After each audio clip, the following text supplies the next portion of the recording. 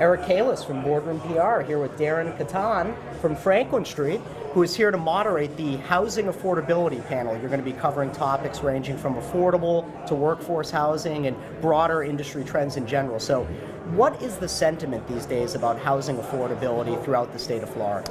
Well, there's clearly a lack of housing for workforce residents that can't afford to live in the high-rises on Brickell. But there is a challenge in terms of the developers being able to develop that type of housing. So it's kind of a disconnect in the world right now. And while legislation and tax credit world is filling some of that gap, it's not filling enough. So there's a lot of challenge in terms of figuring out how to provide housing for those that need it the most right now, because it's lacking.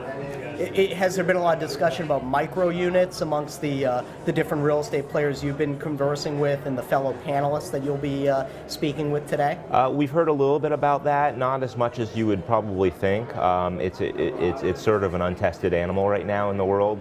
I think what you see more often is people getting into roommate situations and they're able to afford places that they couldn't on their own. But we haven't seen a lot of micro development. In fact, one in Tampa just tried to get off the ground and kind of got nixed because of lack of parking. Oh, interesting. Yeah. So the lack of parking, because we are seeing a big movement, especially in Miami, towards less parking or no parking if you're close enough to transit. Yes. So are we going to see more of that throughout the state? We are. The challenge is that most of the municipalities don't have the type of transit that Miami has. Tampa, Orlando, Jacksonville don't really have a whole lot of mass transit. But transit-oriented housing is something that can solve the affordable workforce housing gap. So I do hope to see more and more of it in Miami, and I hope legislations get away from parking requirements and that kind of thing, because that is a little antiquated right now.